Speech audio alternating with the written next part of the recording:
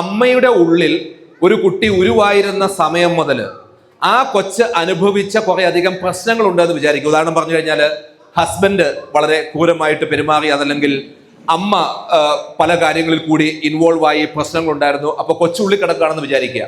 അങ്ങനെയാണെങ്കിൽ എൻ്റെ ചോദ്യം ഇതാണ്: ഈ കുട്ടിക്ക് അമ്മയിൽ നിന്ന് അവിടെ ഉണ്ടായിട്ടുള്ള പ്രശ്നങ്ങളുടെ ഒരു ഭാഗം കിട്ടിയിട്ടുണ്ടാവില്ലേ? Yes or no? Do you agree with me?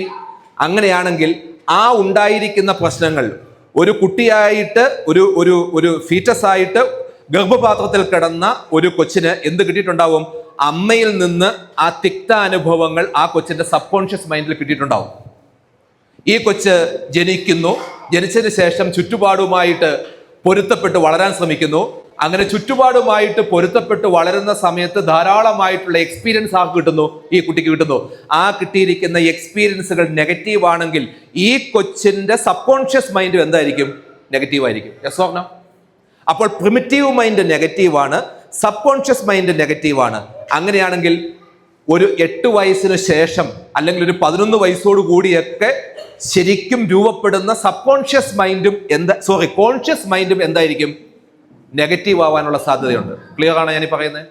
അപ്പോൾ ശരിക്കും പറഞ്ഞു കഴിഞ്ഞാൽ കൊച്ചുനാളിൽ ഉണ്ടായിട്ടുള്ള അനുഭവങ്ങൾ സബ് കോൺഷ്യസ് മൈൻഡിനെ നെഗറ്റീവ് ആക്കിയിട്ടുണ്ടെങ്കിൽ ആ സബ് കോൺഷ്യസ് മൈൻഡിന്റെ മുകളിൽ പിന്നീട് രൂപപ്പെടുന്ന കോൺഷ്യസ് മൈൻഡും എന്തായിരിക്കും? നെഗറ്റീവ് ആയിരിക്കും.